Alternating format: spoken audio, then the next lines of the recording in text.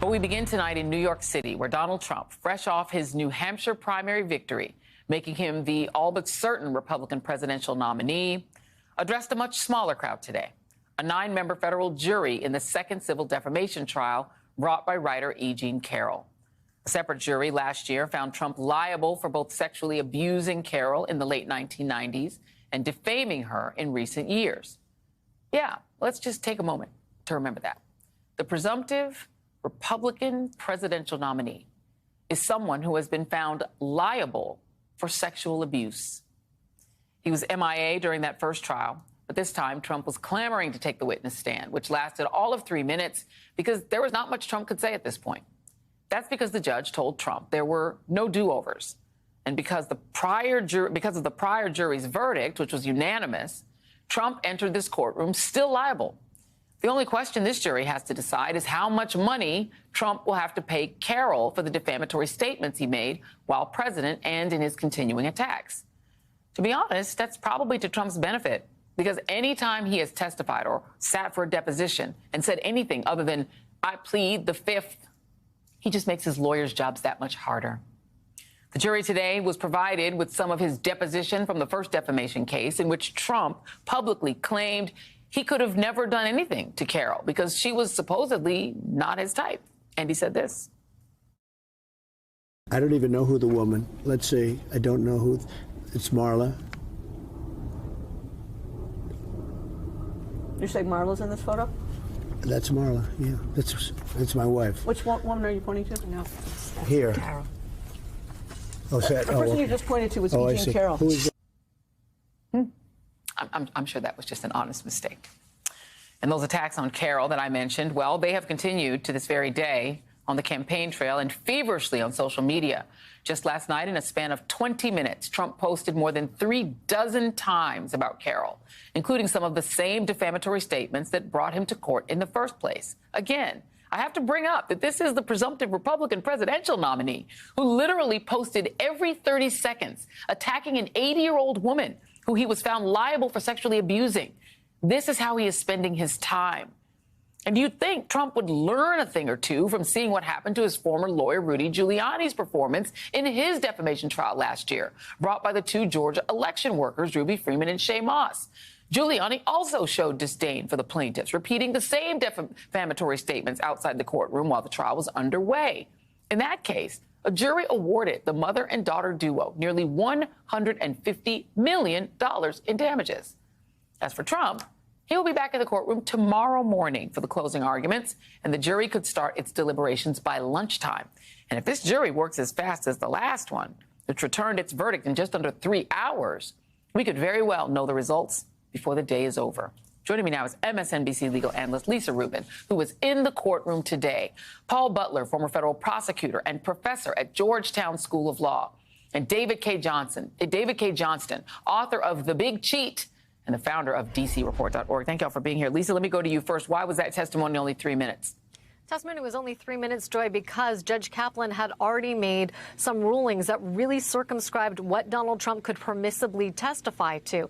And chiefly, he said that he couldn't testify that the defamation wasn't, in fact, defamatory.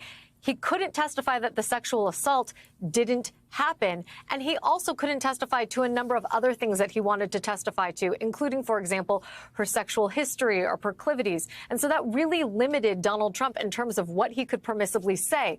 Notwithstanding that, Judge Kaplan wasn't satisfied that his instructions would be enough. He subjected Alina Habba to what we call a proffer, where he asked her to explain, what questions do you intend to ask your client today? And how do you expect that your client is going to answer that? And one of the things I thought was most interesting about that was Judge Kaplan wanted to know, have you personally conveyed to your client the consequences of defying my orders? And do you understand from your client that he's going to answer the way that I have laid out to you is the acceptable path? Alina was clear that she had given those instructions personally to former President Trump. What she was less clear about, and in fact evasive about, was whether Trump had in turn promised her that he would stick to the script, so to speak. And I think that's really telling, because Alina Habba herself knows full well that her client can't be controlled. And she was effectively signaling to Judge Kaplan today, Your Honor, I know I can't control my client. That's why you and I have to go through this exercise right now. It is really stunning, Paul.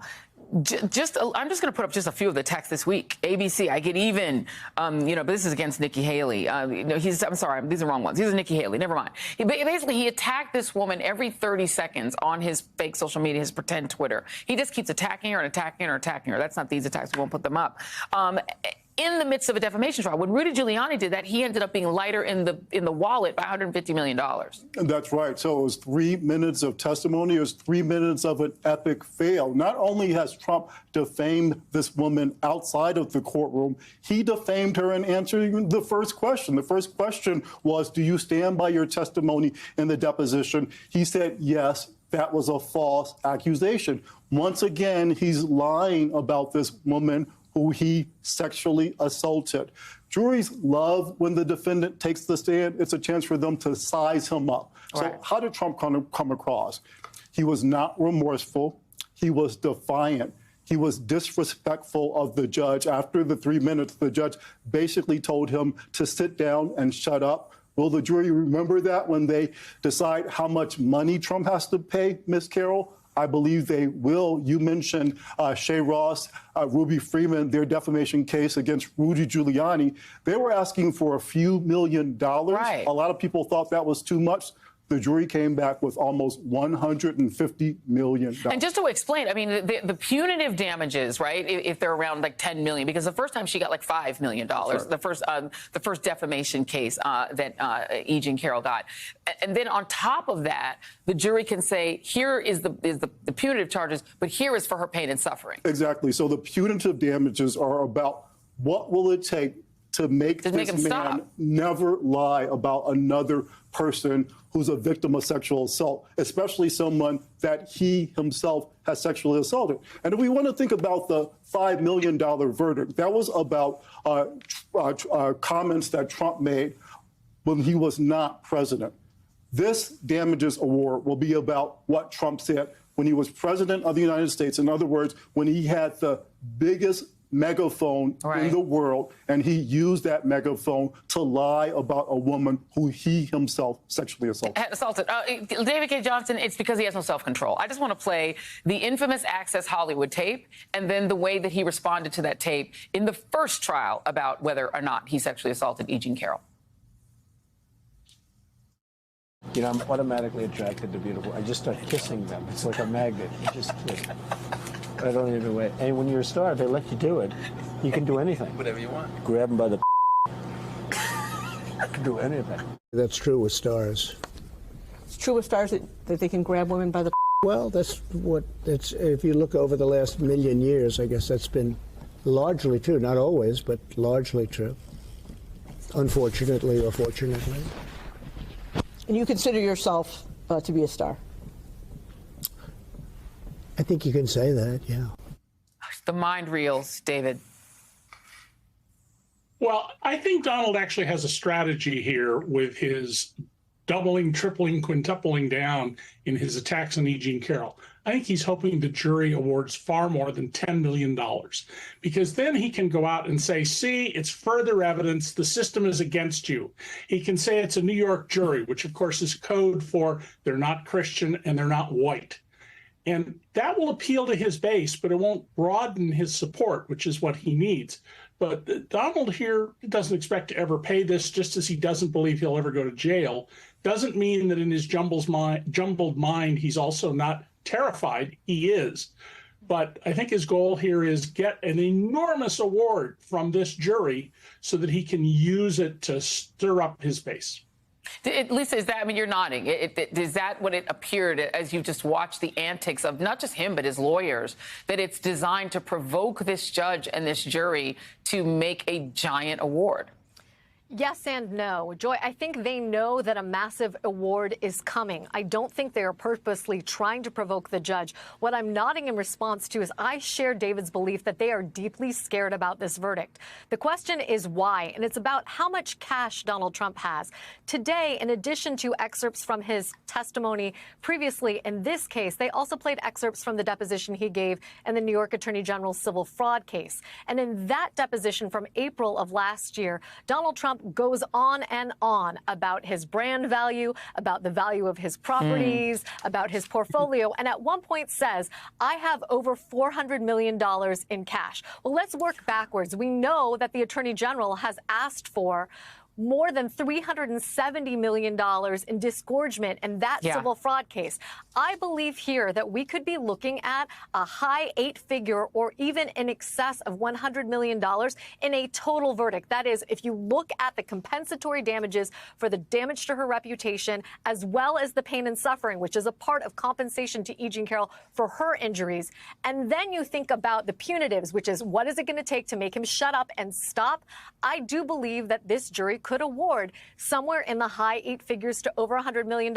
And of course, those two numbers together, those are more than the $400 million in cash that Donald Trump famously bragged that he had. If he has to liquidate things to be able to pay damages in both cases, that's a situation that leaves him and his aides fearful, even though they are pretending they are not. Into the war room to see you, so I had to hack my way onto this frequency. This better be critical, Lily. Sir, come on, what is it not, please? Okay, couple of things. I wanted low on the double. I was thinking about taking a couple of months sick leave, maybe starting today. And oh yeah, I intercepted a transmission from Megatron. Then send it through. Yes, sir, right away, sir. And so I was so damn caught on the other stuff. This is your last warning, insects. Relinquish what remains of the Allspark. So who's the insect? You? What? Who's the insect? Protect you. They will defeat our world, and we will defeat them here. This was just a diversion. Security, please bring up. Rabbit, she's already inside. Deeds! Give me an update on that reserve. Boss readiness. What was his name? What was it? Evac, sir. Right, evac.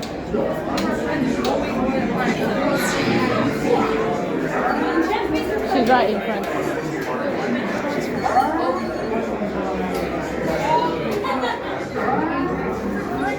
We are facing a heavy sustained attack. They appear to be after the Allspark.